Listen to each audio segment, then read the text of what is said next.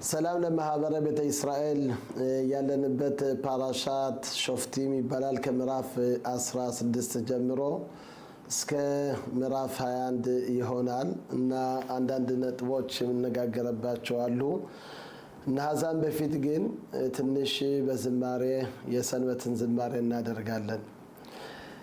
ታረየት ታረየት ታረየት ሰንበት ቅድስት ሰንበት በሩክት ታረየት መረስየገኒ መረስየገኒ መረስየገኒ ሰንበት ማየዋ ሰንበት ዛለላ መረስየገኒ መረስየገኒ መረስየገኒ መረስየገኒ ሰንበት ማየዋ ሰንበት ዛለላ መረስየገኒ ቡሩክ አዶናይ ቡሩክ አዶናይ ቡሩክ አዶናይ ዘባረከ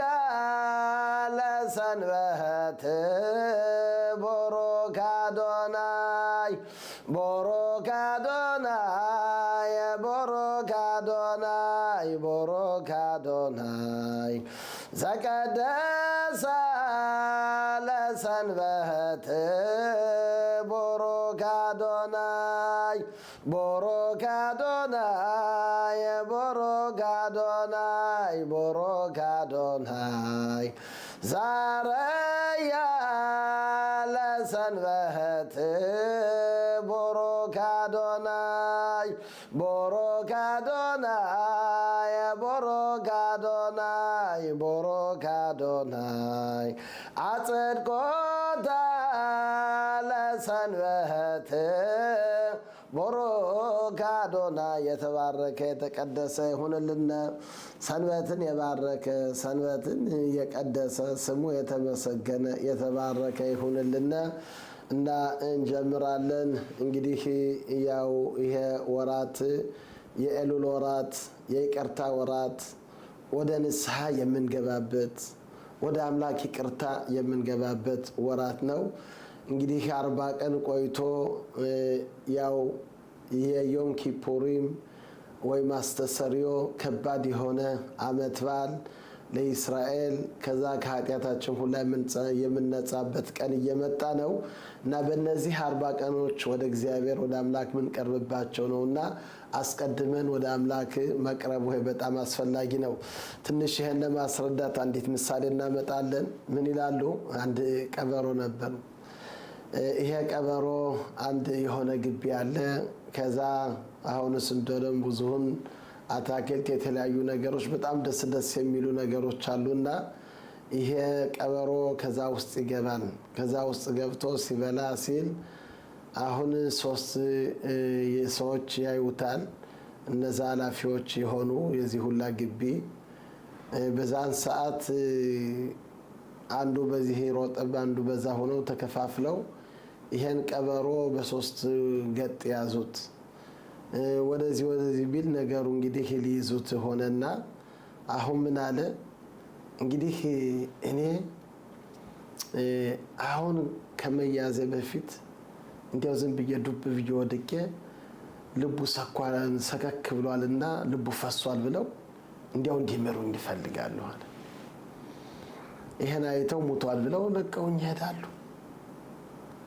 አሁን የቀበሮ ምን አደረገ? ያው ከዛ ዱብ ውድቅ አለ። አይ ይሄ ቀበሮ እንዲያው ልቡ ፈሷ ደንግጦ ብለው አሁን አይኑን ከፍቷል እንደሞተ አድርጎ ትንፋሽልም ምን ያለ አሁን ለቀውት ሊሄዱ ሲሉ አንዱ ምን አለ እንግዲህ ሁሉ ጊዜ ምሽቴ እንዲያው መጥረጊያ ማታቴ ይባላል በዚህ ሀገር መጥረጊያ እንዲያው ግዛልኝ እያለች ይሄ ቀበሮማ ምን ጅራቱ እንዲያው አለማደል ይሄን ጅራቱን ወስጄ በዚህ በጅራቱ ይሄን በደንብ አድርጋ ቤቱን ትጠርጋለች ስላለች እንደሆነ ነገር አድርጌ ያንን ጥሩ መጥረግ ያደርግላታለሁ። እሺ ይላሉ። ፋስ ነበራቸው። ያንን ፋስ ወስዶ ይሄ ቀበሮህን በሰማ ጊዜ እንግዲህ አሁን ጅራት አልባ ልቀር አይደል? ግን ብነሳ ልያዝ ነኝ። ግን ዝም ብዬ ይሄን ነገር ላሳልፈው አለ ጅራት አልባም መኖር እችላለሁ ብሎ ያንን ፋስ ወሰዱና ቢሉት አመመው። ግን ህሪ ካለ የሆነ ነገር እንትን ካለ እንግዲህ ልያዝ ነው እንደማንም ብሎ ያመመውን ህመም እንዲያው ምቅ አድርጎ ያለ ጅራት አልባ ሆነ። አሁን ሁለተኛው ደግሞ እንግዲህ እንደዚህማ ከሆነ እንዲያው ጥርሱስ መድኃኒት አይደል እየተባለ እንዲያው ስንጦር ትፈልጋለሁ አለ። ይህን በሰማ ጊዜ ቀበሮ አረ እንዴት ያለ ጉድ ነው! አሁን ደግሞ እንዲያው ወይም ፕሮፌሽናል የጥርስ እንዲያው ሮፌ ሳይሆን እንዲያው መድኃኒቱን ሳያደርግልኝ አርዳማ ሳያደርጉልኝ እንዴት አደርግ አሁን ይሄን ጥርሴን ሁላ ሊነቅሉኝ አይደል? ከተነሳው ግን ልያዝ አይደል? አይ እንደማን ብዬ እንዲያው ይሄን ጥርሴንም ቢያወልቁት ልወልቅ እንዲያው ብሎ ያዙት። ያንን ጥርሱን በጉጤት እሪ ለማለት ይፈልጋል። ግን እሪ ካለ ይያዝ ነው። እንግዲህ ሙቻለሁ ብሏል። አሁን አለ ጥርስ አልባም ሆነ ጅራትም የለ መልክ እንዲያው ምን አደርጋለሁ ግን መቼም በህይወት አለሁ ብሎ አሁን እንደዚህ ሶስተኛው ደግሞ ልቡን እፈልጋለሁ። ልቤንማ ይሄንማ ከወሰዱት መሞት ያደለልና ብድግ ብሎ ሳያስቡት ዘል ብሎ አመለጠ ይላሉ። ይሄ ምሳሌው ነው። ይሄ ደግሞ ለኛ ነው። እግዚአብሔር አምላክ አመቱን ሁላ እኛ ጋር ይነጋገራል።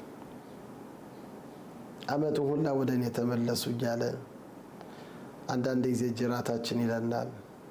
ጥርሳችን አንዳንድ ጊዜ መቼም የሆነ ችግሮች ይመጣሉ፣ ምልክቶች ይመጣሉ። እኛ ግን ሙተናል፣ እንቅልፋችን ተኝተናል ብለን አንነሳም።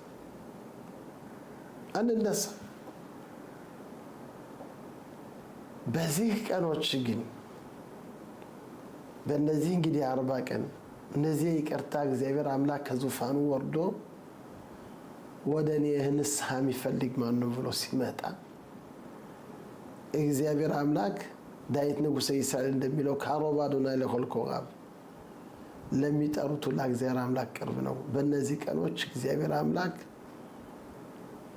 ከሰማይ አሁን ዙፋኑ ወርዶ የእኛን አሁንስ እንደሆነ ይቅርታ እንድንለምን ይሄን ንስሐ ይሄን ዘመን ሰጥቶናል እና በእነዚህ ቀኖች ወደ ይቅርታ ወደ አምላክ ካለመንን ወደ አምላክ እሪ ካላልን ይሄ በጣም የሚያሳዝን ነገር ነው። ለምንድን ነው እንደዛ ቀበሮ ማለት ነው? እንግዲህ አሁን እኮ በእነዚህ ቀኖች ወደ አምላክ ያልተመለሰ በሮሽ ሃሻና በብርሃን ሰረቀን በአስተሰርዮ ማነው ለሞት ማነው ለፍርድ ተብሎ የሚታዘዝበት ነው። ማነው በህይወት ማነው ለህይወት ማነው ለሞት? ይሄ አሁን የልብ ነው። ይሄ ቀበሮ ብድቅ ብሎ ልቤን ሲባል ልቡን ሊወስዱት ሲል ብድቅ ብሎ ተነስቶ ራሱን እንዳዳነ በእነዚህ ቀኖች ደግሞ እንደማንም ብለን ደግሞ ራሳችን ለማዳን እያንዳንዳችን መጣር አለብን።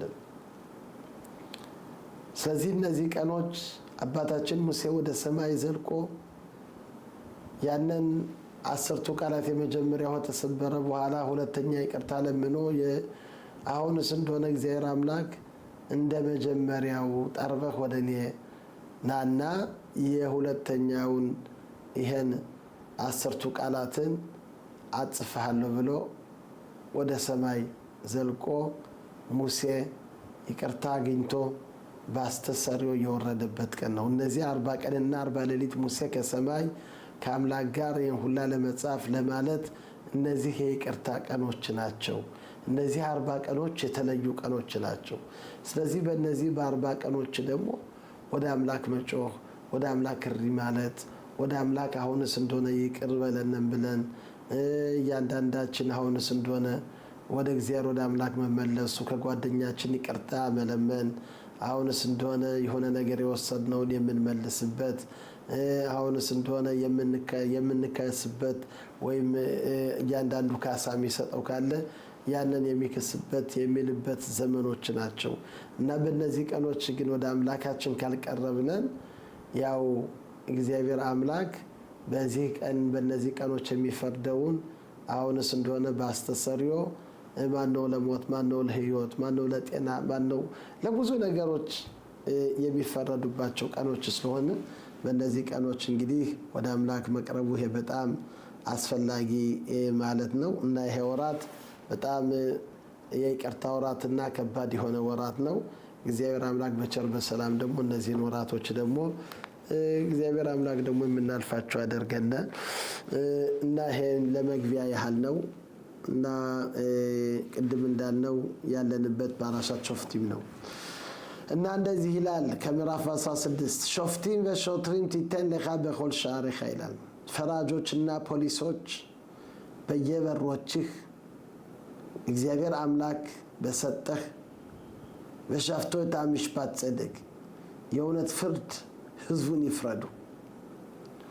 ሎታተ ሚሽፓት ሎታ ኪርፓኒም ፍርድ እንዳታዘነብል እና ጉቦ እንዳትወስድ። ይሄ ጉቦ አዋቂዎችን እና የጻድቃኖችን አሁንስ እንደሆነ ቃል የሚያጣምም የሚል ነገር ነው። ጸደቅ ጸደቅ ተርዶፍ ጽድቅ ሁሉ ጊዜ ተከታተል ለማን ትኽየ በያጋሽታ ይታረጽ ይላል።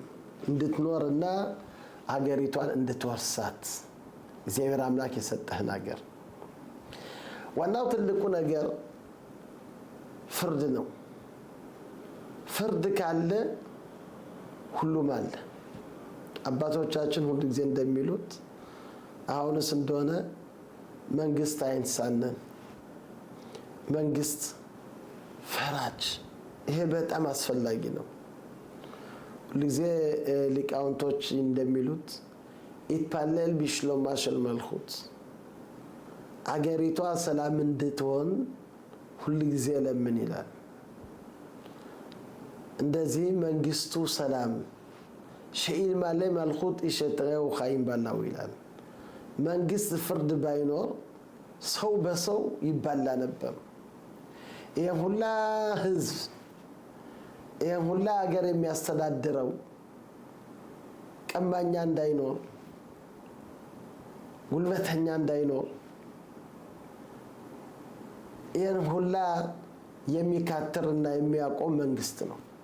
ስለዚህ መንግስት ሲኖር ፍርድ አለ ማለት ነው እና ፍርዱ ደግሞ የእውነት ፍርድ መሆን አለበት።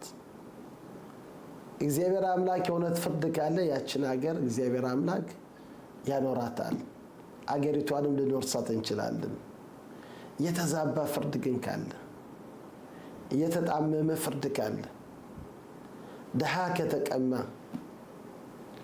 ሴት አዳሪ አሁንስ እንደሆነ ባል የሌላት እሷ የእውነት ፍርድ ካልተቀበለች እነዚህ ሁላ እንደዚህም የቶም አልማና የቶም ማለት ምንድነው? አባት የሌለው እናት የሌለው እነዚህን አጨቆናቸው።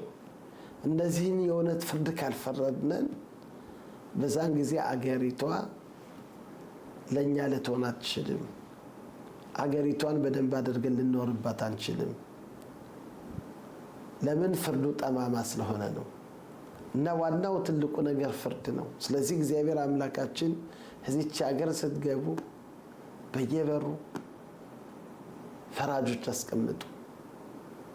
ቢሽአሬኻ ማለት እንግዲህ ከከተማ ከተለያየ ትላልቅ ቦታዎች ፈራጆች ቀድሞ ሲቀመጡ የነበር መግቢያው ሀገሪቷ ከከተማዋ ከዛ ካለው ከመግቢያው ላይ የፈራጆች ቦታ ነበር፣ እንዳይፈለጉ ሁሉም እንዲያገኛቸው። እነዚህ ፈራጆች እንግዲህ አገሩን ይፈርዳሉ። እያንዳንዱ የተቸገረውን አሁንስ እንደሆነ ጉልበተኛ መጥቷ መሬቱን ከወሰደበት ይከሳል። ሲከስ በዛን ጊዜ ከፈራጆች መጥተው እነዚህ ፈራጆች የእውነት ፍርድ ከፈረዱ በዛውን ሰዓት አገሪቷ ጥሩ ልትሆን ትችላለች። እና ፖሊሶች የሚያስፈልግ ደግሞ ለምንድን ነው? እነዚህ ፖሊሶች እንግዲህ ፍርድን ቢፈረድ ቢል ይህን ፍርዱን የፈረዱትን ፈራጆችን ያንን ከተግባር ላይ እንዲውል የሚያደርጉ ማናቸው? ፖሊሶች ናቸው። እነዚህ ፖሊሶች ያው መጥተው ይሄ ተፈርዶባል፣ ይሄን ነገር ማድረግ አለብህ፣ ይሄን መስጠት አለብህ፣ ይሄን መልቀቅ አለብህ ብለው እነሱ በጉልበትም ቢሆንም በማሰርም ቢሆንም በተለያዩ መንገዶች ያነ የተፈረደው ፍርድ እንዲፈጸም ያደርጋሉ። ስለዚህ እነዚህ ሁለት ነገሮች በጣም አስፈላጊ ናቸው። አንድ ፈራጆች፣ ሁለተኛ ደግሞ ፖሊሶች የፍርዱን የተፈረደውን ያንን የሚያስፈጽሙ ያንን ከተግባር ላይ የሚያውሉ እነዚህ ካሉ አገሪቷ በሰላም ትኖራለች ማለት ነው። እና እንደዚህም ደግሞ ሊቃውንቶች ሲያስረዱ ይሄ እንግዲህ በአጠቃላይ ነው። እያንዳንዳችን ደግሞ ከሰውነታችን አካላታችን ደግሞ ፈራጆችና ፖሊሶች ማስቀመጥ አለብን። ይሄ ማለት ምንድን ነው? እንግዲህ ከሰው እንደምናየው ሁለት አይን አለን፣ ሁለት ጆሮ አለ፣ አፍንጫችን ይኸው የምናሸትባቸው ሁለት አለ፣ አፋችን። እነዚህ በአጠቃላይ ስንት ሆኑ? 7 ማለት ናቸው። እነዚህ ከራሳችን ነው ያሉ። ራሳችን ያው በአካባቢ ነው ያሉ። ራሳችን ማለት እንግዲህ ጭንቅላታችን እሱ ፈራጅ ነው።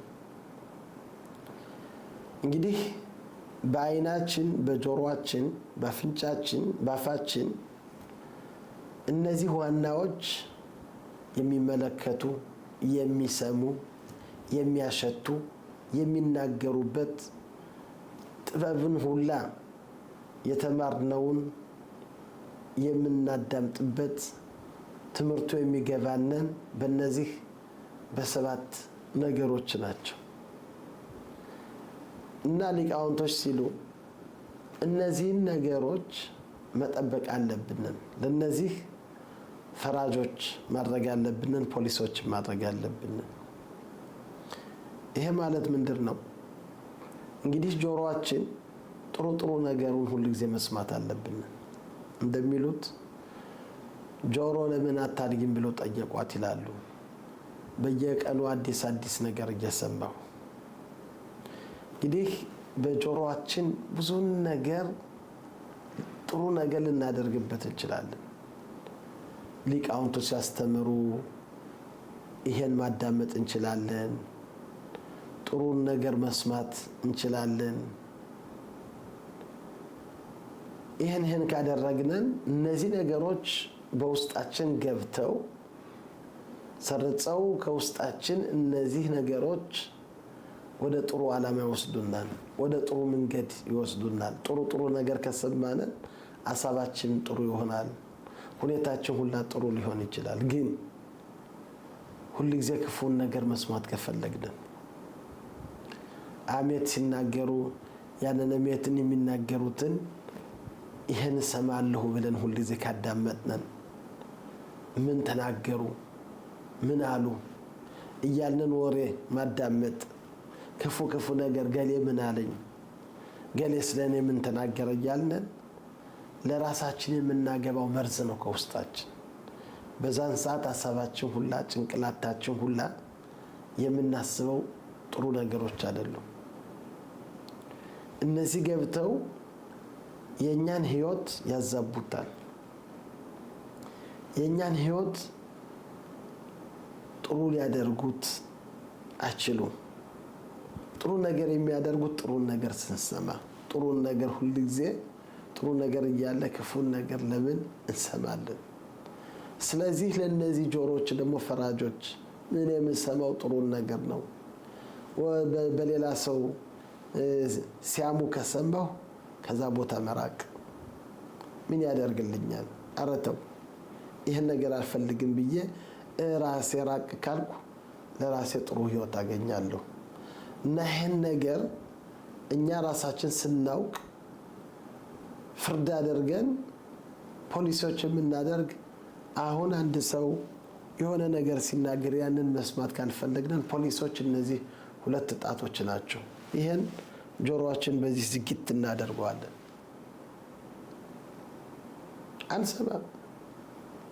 ይሄን ነገር አልሰማም ወይም ከቦታው መራቅ ወይም ደግሞ አልሰማም ብለን ጆሮአችን መክደን። ለምን? ይሄ መርዝ ነገር ይሄ ቃላት ወደ እኔ ውስጥ እንዳይገባ ከነዚህ ሁላ ለመራቅ ለማለት ነው። ሁለተኛው ደግሞ አይናችን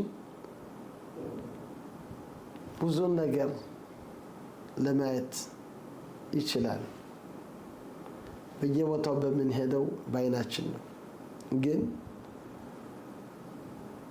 ጥሩ ነገር ለማየት ጥሩ ነገር ለመመልከት ይሄን ሁሉ ጊዜ መፈለግ ያለብን። ክፉ ነገሮች የሆኑትን ለኛ ጥሩ የማይሆኑትን እነዚህን ነገሮች መተው አለብን። ለምን? እነዚህን የምንቀርጻቸው ከውስጣችን ነው የሚቀሩ። ጥሩ ነገር ብቻ ካየነን ነብዩ እንደሚለው ኦትሰም ኤናብ ሚሮት ሜጋ ክፉን ነገር አላይም ብሎ አይኑን የሚጨፍን የእግዚአብሔርን የአምላክን ክብር በሚመጣው ዓለም ያያል ይላል።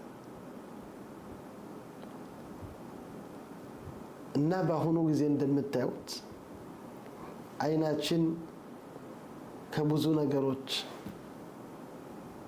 የተለያዩ ነገሮች አሉ።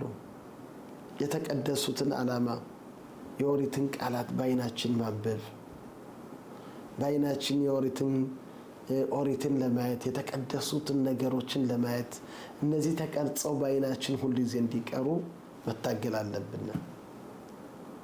ክፉን ነገሮች ግን ካየንን የተለያዩ መሳሪያዎች ዛሬ ያሉትን ክፉ ነገር ከተመለከትን ራሳችን እየተበከለ ሰውነታችን ሁላ ወደ ሌላ እየሄደ ነገር ዓለም ሁላ ይዛባል። ስለዚህ አይናችን መጠበቅ አለብን። ስለዚህ አንዳንድ ነገሮች ጥሩ ያልሆኑ ነገሮች ካሉ አይናችን መጨፈን እንችላለን። ስለዚህ ፈራጆች እንግዲህ ራሳችን ፈርደን ደግሞ አይኖቻችን ይሄን ጨፍናለሁ ስል ራሴ ልጨፍን እችላለሁ። አያለው ካልኩ ራሴ ያለው አላይም ካልኩ ደግሞ ይሄ ራሴ ፍላጎት ነው። ናይ ግን ራሴ ፍርድ አድርጌ ለኔ የሚጠቅመው ምንድነው ለኔ የማይጠቅመው ምንድነው ብለን ይሄን በአይናችን ደግሞ ጥሩ ነገሮችን ለማየት ሁሉ ጊዜ እንትን ማለት አለብን። ከኦሪት ዘዳግም እንደሚለው ወለታቱሩ አኽረን ባብኺን ባኽረን ከልባችሁና ከአይናችሁ በኋላ እነሱ በኋላ እንዳትሄዱ ተጠንቀቁ፣ የአምላክን ሕግና ትእዛዝ እንድትጠብቁ ይላል። ስለዚህ ከነዚህ ሁላ ነገሮች ለመራቅ ለማለት ሁላችንም ይሄን ትግል ማድረግ አለብን ማለት ነው። እንደዚሁ ደግሞ በአፍንጫችን ደግሞ እንደምታውቁት የተለያዩ ሽታ የሚሸቱ አሉ። የተቀደሱ የሆነ የምናሸተው አሁንስ እንደሆነ ጥሩ ነገር ሎሚ ስናሸት ቡራኬ አድርገን አኖተን ራያክቶ በፔሮት እንደዚህም ደግሞ አሁንስ እንደሆነ ሀዳስ የሚባለውን ያንን ስናሸተው ቦሪያት ብሳሚን ብለን የተለያዩ ከምድር ደግሞ የሚያርጉ ከሆኑ ቦሪያት ብሳሚም ጥሩ ነገሮችን ይሄ እያሸተትን አምላክን እያመሰገንን ይሄ በጣም አስፈላጊ ነው። እንደዚህም ደግሞ ሌላ መልኮት ደግሞ የሚያጥኑት የተለያዩ ነገሮች ደግሞ ካሉ እነዛን ደግሞ ማሽተት የለብንም።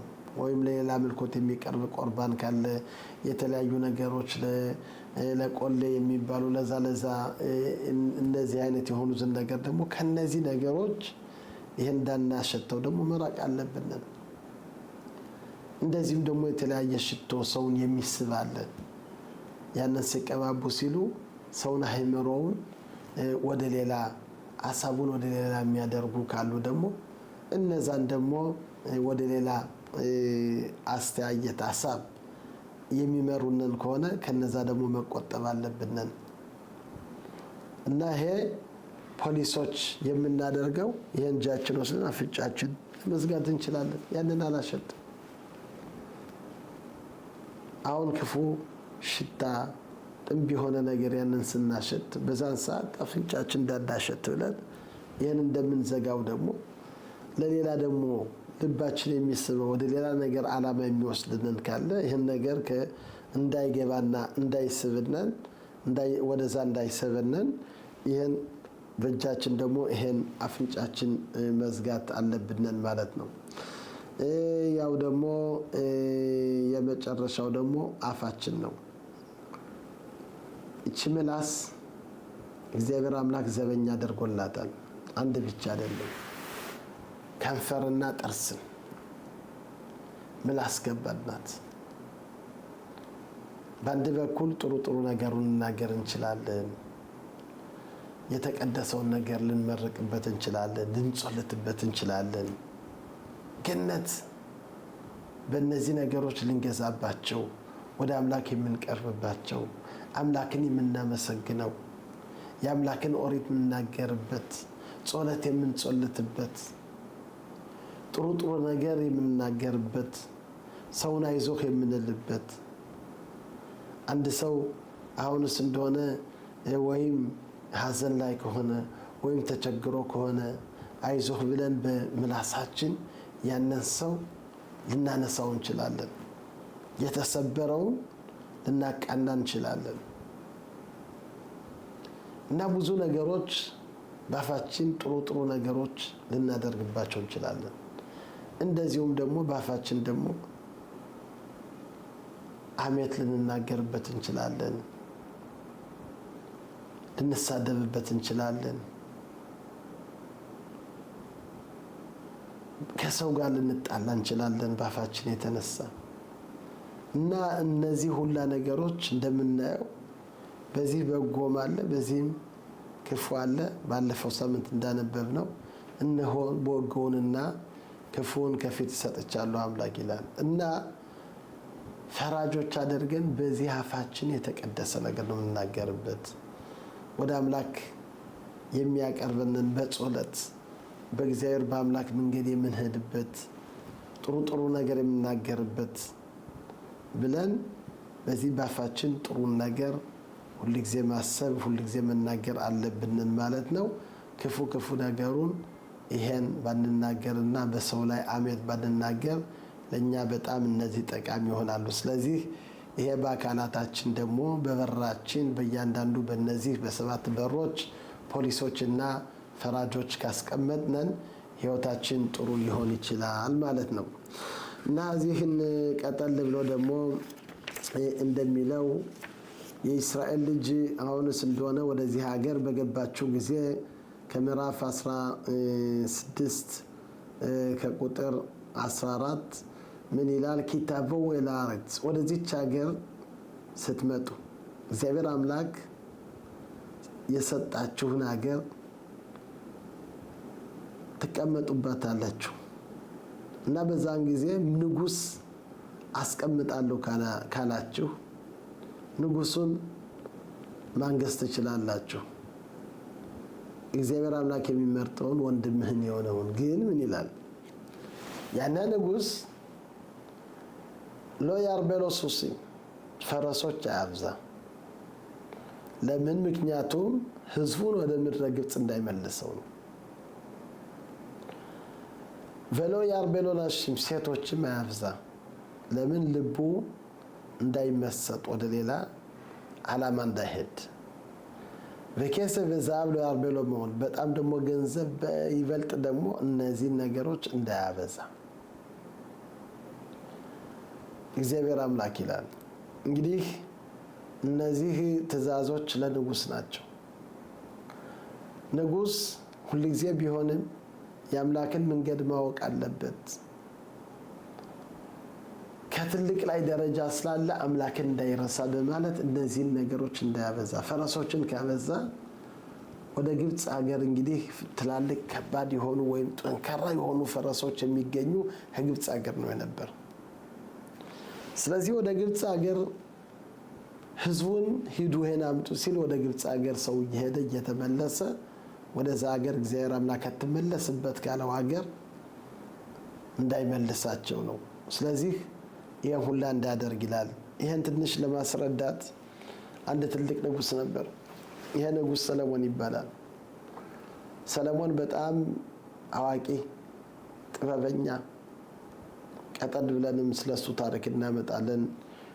አንድ የሆነ ነጥብ እናገረዋለን እና ግን ሰለሞን በጣም ጥበበኛ አዋቂ፣ ቋንቋውን ሁላ የሚያውቅ የወፎችን ቋንቋ የሁሉንም ቋንቋ የሚያውቅ እንደሱ አይነት አዋቂ አልነበረም። በጣም እውቀት የነበረው የአምላክ አሁንስ እንደሆነ እውቀት ያደረበት እንደሚሉት ሰለሞን በ12 ዓመቱ ንጉስ በሆነበት ጊዜ በዛው ሰዓት 1000 የሚሆን ቁርባን ለእግዚአብሔር ለአምላክ አቀረበ። እግዚአብሔር አምላክ ተገለጸለት። በህልሙ ሰለሞን ምንድን ነው የምትፈልግ? ሀብት ነው የምትፈልግ ወይስ ጥበብ ነው የምትፈልግ ወይስ እድሜህ እንዲረዝም ነው የምትፈልግ? ከነዚህ ሶስት ምን ትመርጣለህ? እንግዲህ ሌላ ሰው ቢሆን ሀብትም ሊል ይችላል፣ እድሜ እንዲረዝም ሊል ይችላል። ሰለሞን ግን ምን አለ? እኔ ገና ወጣት ነኝ፣ ልጅ ነኝ። ስለዚህ እኔ የምለምነው እውቀት ነው የምለምን፣ ሌላ ነገር ምለምነው ነገር የለኝም። እግዚአብሔር አምላክ ይሄን ነገር ስለለመንክ ይሄንም እሰጥሃለሁ፣ በሕጌ በትእዛዜ ከሄድክ ደግሞ ሕይወትም ይረዝማል ብሎ እግዚአብሔር አምላክ ይሄን ቃል ገባለት እና ከዛን ጀምሮ እንደ ሰለሞን አዋቂ ማንም አልነበረም። እውቀት እንደ ሰለሞን፣ ጥበበኛ እንደ ሰለሞን ማንም አልነበረም። ስለዚህ ሰለሞን ትልቅ ንጉስ ነው የነበረው። ግን በአንድ ነገር ተሳስቷል። ስተቱ ምንድን ነው የነበር? ሴቶች አበዛ፣ ምሽቶች አበዛ። እግዚአብሔር አምላክ እንግዲህ እንደጻፈው ከዚህ ከምናየው ምሽቶቹን እንዳያበዛ፣ ሴቶችን እንዳያበዛ ብሎ እግዚአብሔር አምላክ ይሄን ያዘዘውን ሰለሞን እኔ አዋቂ ነኝ፣ እኔ አምላክ እንድረሳ አልችልም በማለት 700 ምሽትና 300 ቁባት በአጠቃላይ 1000 ሴቶች ያዘ። ሊቃውንቶች እንደሚሉ በዛን ጊዜ ሎ ያርበ የሚል ይሁዳ አለ፣ አያብዛ ማለት ነው። የኦሪቶች ቃላቶች ከአምላክ ዘንድ ዘልቀው እግዚአብሔር አምላካችን አንተ ህዚች ኦሪት እንግዲህ የጻፍከነን ሰለሞን እንዲፍቀነን መጥቷል፣ ያልከውን ህግና ትእዛዝ አልፏል። እግዚአብሔር አምላክ እንደ ሰለሞን ብዙውን ይጥፋ እንጂ ከኦሪት አንዲት ቃል አትጠፋም። እና እግዚአብሔር አምላክ ይሄን ነገር ሲያደርግ አምላክ ተቆጣው። እግዚአብሔር አምላክም እንደዚህ አለው፣ ለአባትህ ለዳዊት ንጉስ ለአባትህ ጻድቅ ስለነበረ ህጉን የሚጠብቅ ስለነበረ ለሱ ስም በአንተ ጊዜ መንግስትህን አልከፍለውም፣ በልጅህ ግን የእስራኤል መንግስት ለሁለት ይከፋፈላል ብሎ ይሄን አለው። እና ለምንድን ነው እንግዲህ ምሽቶቹ ሴቶች የፋሮን ልጅ በተለይ የተጋባት ወደ ሌላ መልኮት አቀረቡት ይላል። እና ሰለሞን ሞተ። ሰለሞን ከሞተ በኋላ በሱ ፈንታ ረኻብዓም የሚባል ልጅ ነበረው። እሱ ነገሰ። እሱ ሲነግስ ህዝቡ ሆ ብሎ መጣ፣ አነገሰው። መጥተው ጥያቄ ያቀረቡለት፣ ስም አሉት። እሺ አባትህ ትልቅ ሀብታም ነበር፣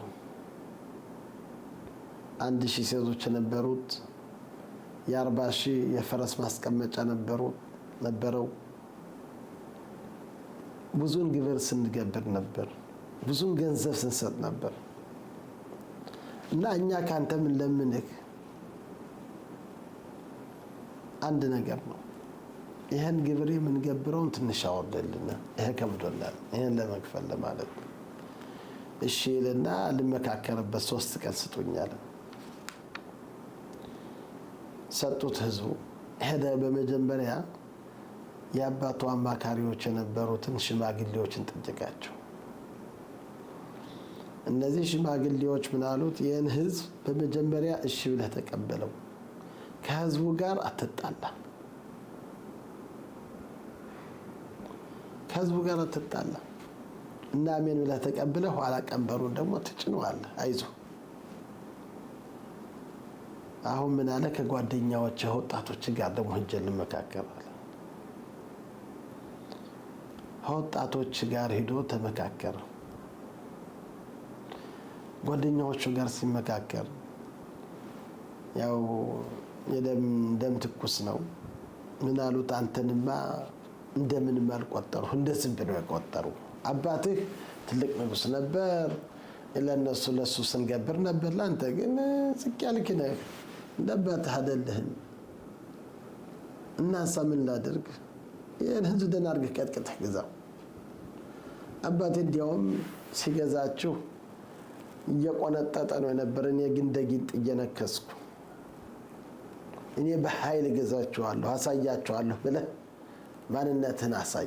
ይህን ህዝብ ቀጥቅጠህ ካልያዝከው ከራስ ላይ ነው የሚዘልቅ። የማንን ምክር ይቀበላል? እንግዲህ የወጣቶችን ምክር ይቀበላል። አሁን የወጣቶችን ምክር ሲቀበል በ3ኛው ቀን ህዝቡ መጣ፣ ተሰበሰበ፣ ግጥም አለ። ስሙ አላቸው፣ እንግዲህ አባቴ እናንተን ሲቆነጥጣችሁ እኔ ግን ደጊንጥ ነው፣ እኔ የበለጠ እየገረፍኩ እንትን እያልኩ በደንብ አድርጌ ነው እንትን ምልህ እና ይሄን ግብሩን እያንዳንዱ እንዲያመጣ እያንዳንዱ እንዲሰጥ። በዛውን ሰዓት የህዝበ እስራኤል የዳዊትን ንጉሠ እስራኤል እና የሰለሞንን ምን ያስፈልገናል ብለው ህዝቡ ሁሉ አፈረሰ። አልፈልግም ብሎ ሄደ። አዶሪያም የሚባል የገንዘብ ኃላፊ ገንዘቡን ሊሰበስብ ሲሄድ ያንን ግብሩን ሊገብር ሲል ያንን ገደሉት። ወዲያው ይሄን በሰማ ዘበኛ ሁላ በሰማ ንጉሱን እንደማንም ብለው ሳይገሉት ወደ ኢየሩሳሌም አመልጠው ወሰዱት። የእስራኤል መንግስት 2 ተከፈለ። 10 ነገድ ይሮባም ቤት ንባት የሚባል ገዛቸው። 2ቱን ደግሞ ኢየሩሳሌም የቢንያሚንና የይሁዳን ይሄን የሰለሞን ልጅ። እዚህ ሊቃውንቶች ምን ይላሉ? ሽማግሌዎች አፍርስ ሲሉህ መገንባት ማለት ነው። ምክር ከሽማግሌ መቀበል በጣም አስፈላጊ ነው። ወጣቶች ግን ገንባ ሲሉህ ይሄ ማፍረስ ማለት ነው። እነዚህ ወጣቶች አሁኑ ነው አዩ እንጂ ለወደፊት ምን እንደሚሆን ምን እንደሚመጣ ይሁን አላሰቡም አላሉ። እና እንደዚህ ብሎ የሰለሞን መንግስት ለ2 ተከፈለ። ይሄ ሁላ ለምንድን ነው? የአምላክን ቃል የአምላክን ትእዛዝ ከዚህ እንደምናየው ሎ ያርቤሎ ሲሲም ፈረሶችም እንዳያበዛ እንደዚህም ሎ ያርቤሎ ናሽም ምሽቶችም እንዳያበዛ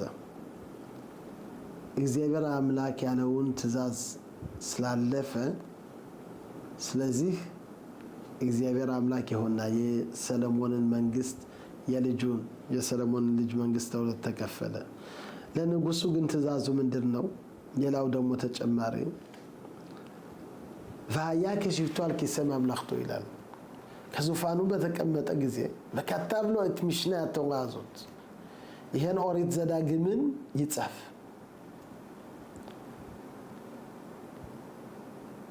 አልሰፈው ምልፍኒያ ኳኒን ቫለቢን ቫይታ ኢሞ በካራ በካህናቶችና በካህናቶች በለዋዮች በሆኑት ይሄን አጽፎ ይሄን ኦሪት ይዞ በህይወቱ ሁላ በዘመን ባለበት ይሄን እየከፈተ እያነበበ አምላክን እንዲፈራ የአምላክን ህግ እንዲጠብቅ እታሁኪ ማይለላ ሱጣም እነዚህን ፍርዶችና ህጎችን እንዲፈጽም ለቢልቲ ሮም ለቫቮ መኻብ ከወንድሞቹ ሁላ ልቡ በጣም ከፍ እንዳይል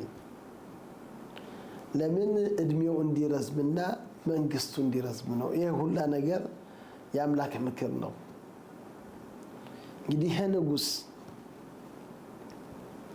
በህጉ በትእዛዙ ከሄደ መንግስቱም ይጸናል፣ ህይወቱም ይረዝማል። እና በተለይ መንግስት እነዚህን ነገሮች እግዚአብሔር አምላክ እነዚህን ያዘዛቸው ነውና እዚህ ደግሞ ቀጠል ብለን ደግሞ ምን ይላል? ከምዕራፍ 18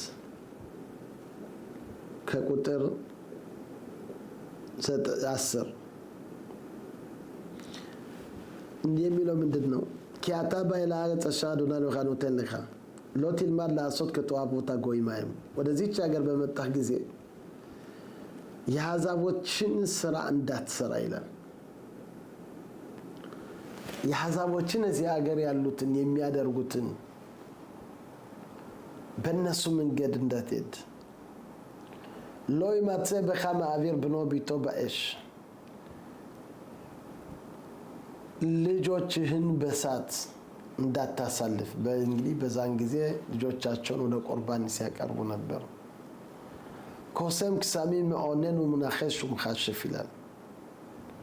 አስማተኛ ሙርተኛ እንደዚህም እነዚህ ጠንቋ የሆኑት እነዚህ ሁላ እንዳትከታተል።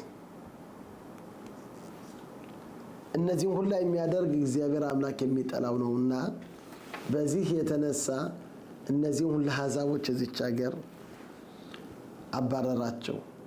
እግዚአብሔር አምላክ ላንተ ግን እችን ሀገር የተቀደሰችውን ሀገር ላንተ ይሰጣል።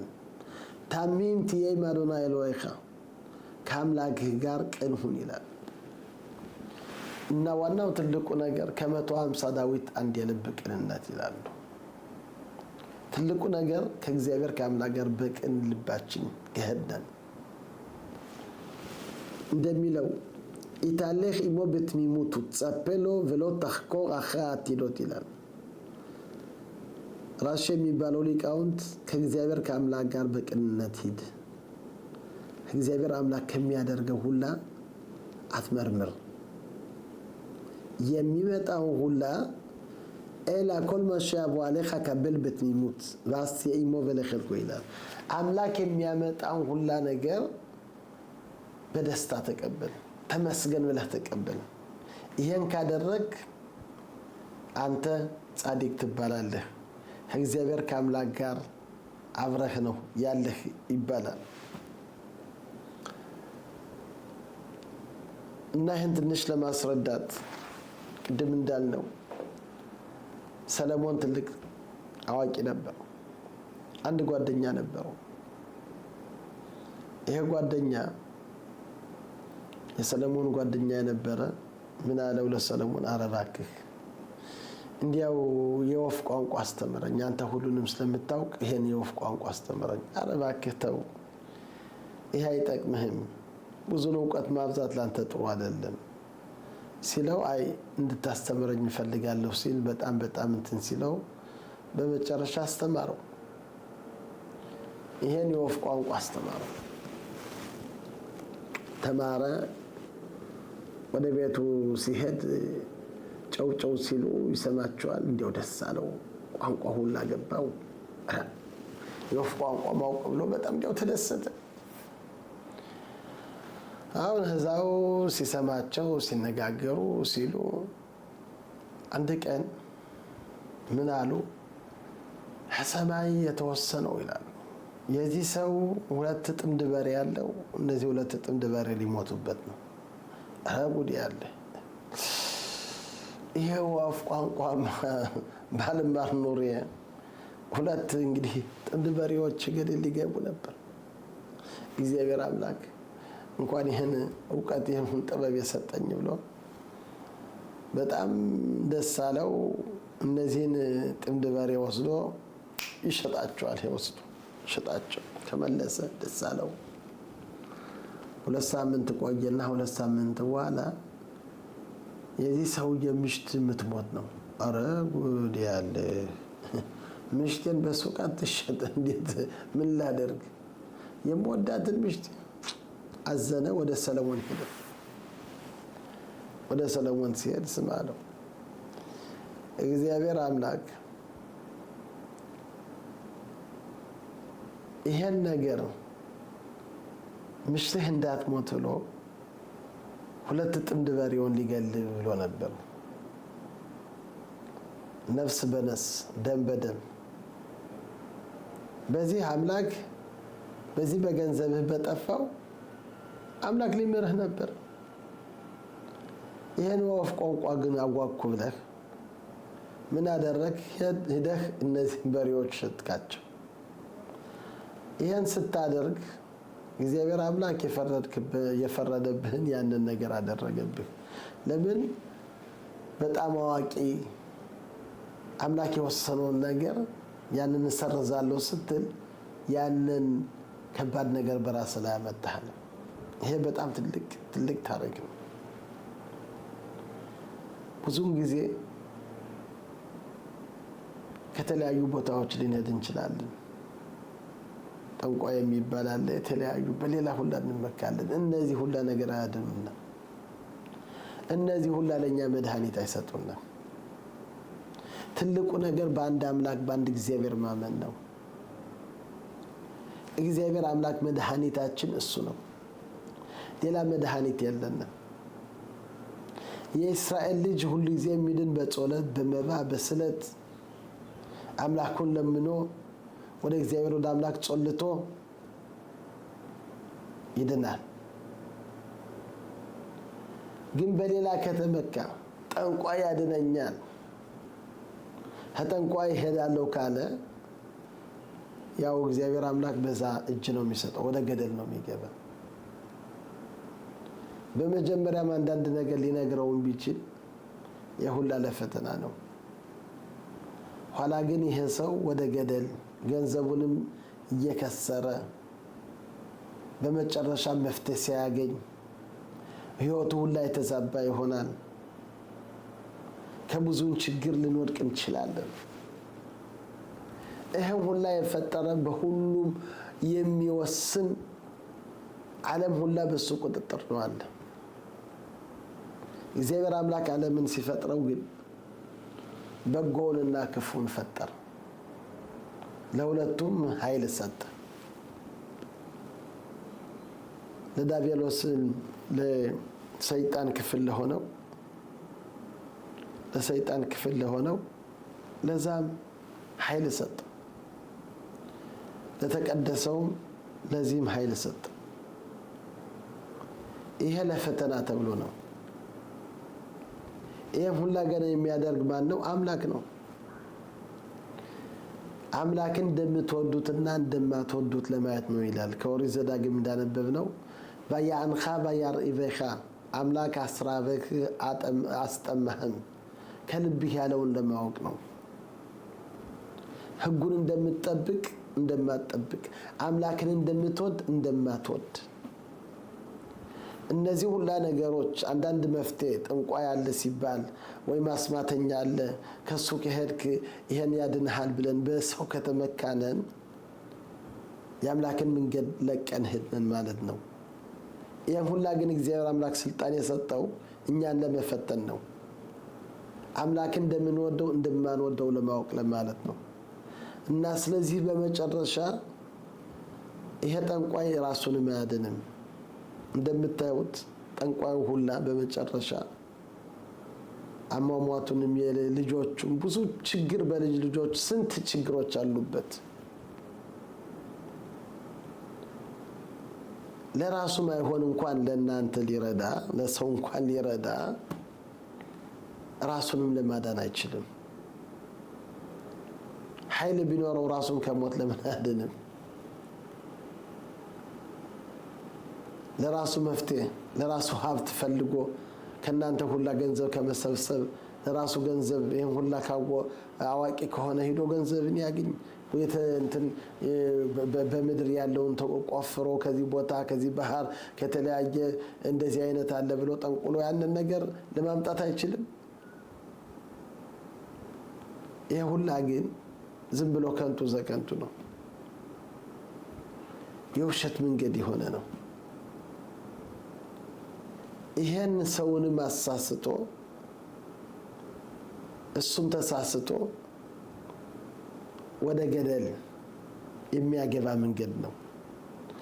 ስለዚህ እግዚአብሔር አምላክ የሚል ከኔ ጋር ቅን ሁን፣ በእኔ እመን፣ እኔ አንድ እግዚአብሔር አንድ አምላክ እኔ ነኝ። ይሄን ሁላ ማደርግ ይሄን ሁላ መስራ ይሄን ሁላ የኔ ስራ ነው እና በዚህ ዓለም ባለንበት የፈተና ዘመን ነው። የፈተና ጊዜ ነው ያለንባት 70 ዓመት 80 ዓመት 120 ዓመት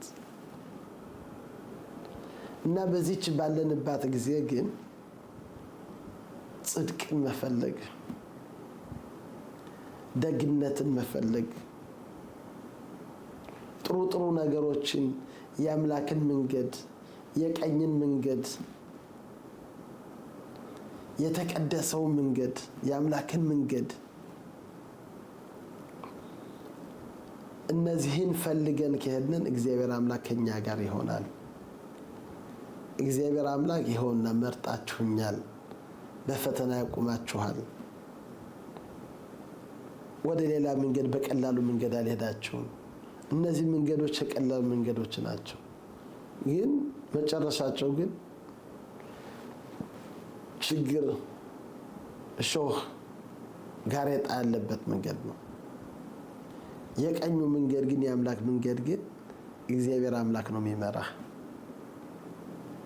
እና ስለዚህ እግዚአብሔር አምላክ እነዚህ ሁሉ ነገሮች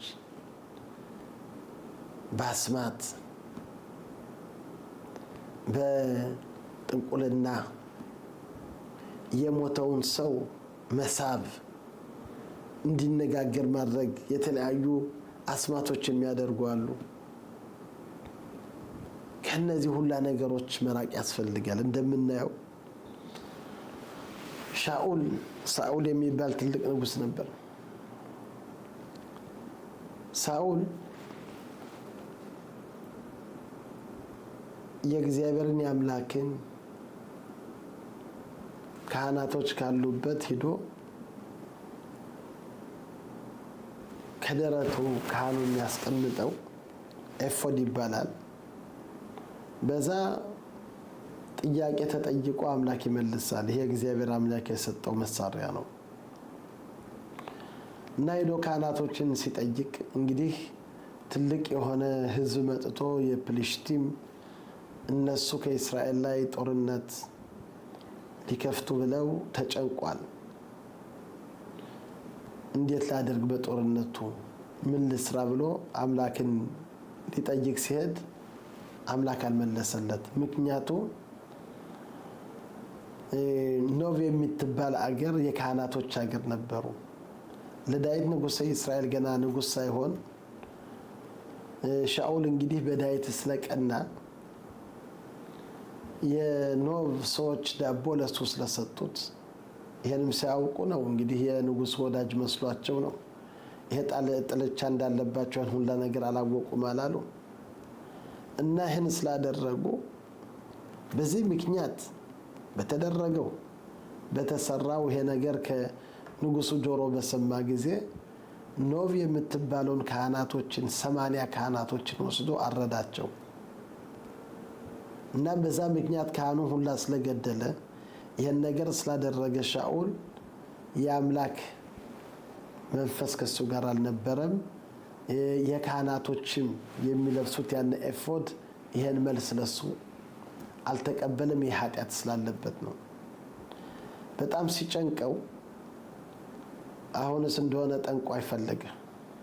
እንግዲህ በመጀመሪያ በእውነት ጠንቋዮቹን ሁሉ አጥፍቷቸው ነበር፣ ሁሉንም ገሏቸው ነበር።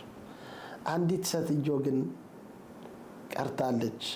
ፈልጉ ሲባል ተፈልጋ እዚህና እዚህ ቦታ አንዲት ሴትዮ አለች። እሺ ሌላ ልብስ ለብሶ እንዳደነግጥ ንጉሱ እንደሆነ እንዳታውቅ ብሎ ከሰዎቹ ጋር አብሮ ሄደ። አሁን ገቡ። ስሚ እንደዚህ አታውቁንም፣ ሻኡል ይሄን ሁላ ገሏል፣ ይሄን ከልክሏል፣ ለምን መጣችሁ? አይ አንናገርም፣ አይዞሽ ብለው ገንዘቡን ምናምን ሰጥቷት፣ እሺ ማን እንዳዘርቅላችሁ እንግዲህ የሞተውን ሳሙኤልን ሽሙኤልን ነብዩን እሱን አዘርቅልን፣ የሞተውን ስበሽ ከሱ ጋር ለመነጋገር እንፈልጋለን፣ ሽሙኤል ይባላል።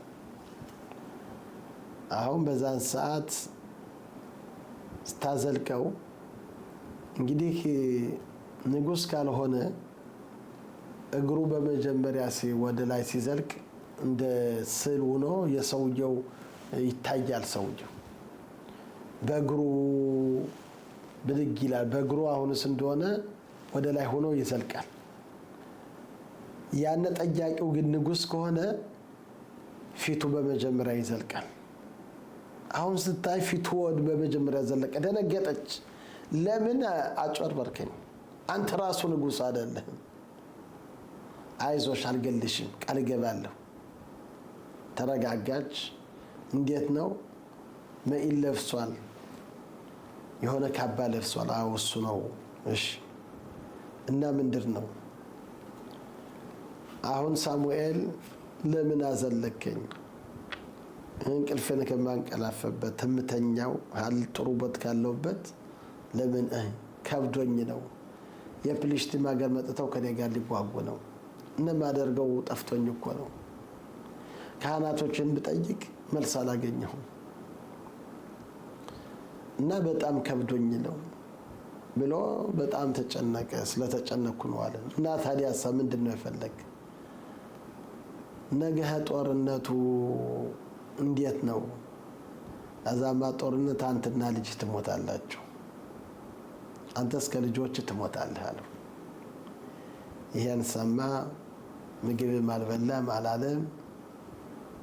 ያው እንደዚህ ብሎ ወደ ጦርነቱ ሄዶ ሞተ ይላሉ። እና ይሄ እንደዚህ አይነት ሟርተኛ የሚባል የሚስቡ የሞተውን ደግሞ እንደዚህ አይነት ብዙ ነገሮች አሉ። እና እነዚህ ሁላ ነገሮች አምላክ ከልክሏቸዋል። አስማተኛ፣ ጥንቁልና፣ እነዚህ ሁላ የግራ የሆነ መንገድ ነው። የአምላክ ያዘዘው መንገድ አይደለም። አምላኬን ሁላም ቢፈጥረው እነዚህ ሁላ ነገሮች ለኛ ፈተና ናቸው። ስለዚህ እግዚአብሔር አምላክ ተጠንቀቁ። እኔ ሆና ይሄን ሁላ ያደረኩ የሰራሁ እኔ ነኝ እና ከነዚህ ሁላ ነገሮች ግን ተጠንቀቁ። በእነዚህ መንገዶች እንዳትሄዱ። ታሚምት የማሸመሎ ገኻ ቅን ከእግዚአብሔር ከአምላክ ጋር ሁን። በአምላክ መንገድ በአምላክ ሕግ ከሄድክ በእግዚአብሔር በአምላክ ቅን ከሆንክ እግዚአብሔር አምላክ ካንተ ጋር አብሮ ይሆናል ይላል። ስለዚህ ሁላችንም ብንሆን ከነዚህ ሁላ ነገሮች አሁንስ እንደሆነ መቆጠብ አለብን። በአምላክ መንገድ በሕጉ በትእዛዙ ከሄድን እግዚአብሔር አምላክ ከኛ ጋር አብሮ ይሆናል እና እግዚአብሔር አምላክ ህዝቡን ይባርክልን፣ ህዝቡን ይቀድስልን። የእስራኤል ህዝብ የተቀደሰ ህዝብ ነው እና የአምላክን መንገድ በተለይ በእነዚህ ቀኖች ቅድም እንዳልነው እነዚህ ቀኖች የይቅርታ ቀኖች፣ ወደ አምላክ የምንቀርብባቸው ቀኖች ናቸው እና ወደ አምላክ መንገድ የአምላክን መንገድ ይዘን ከሄድን እግዚአብሔር አምላክ ከኛ ጋር ነው። እግዚአብሔር አምላክ ከኛ ጋር አብሮ ይሁን። ሻባት ሻሎም ወመቦረኽ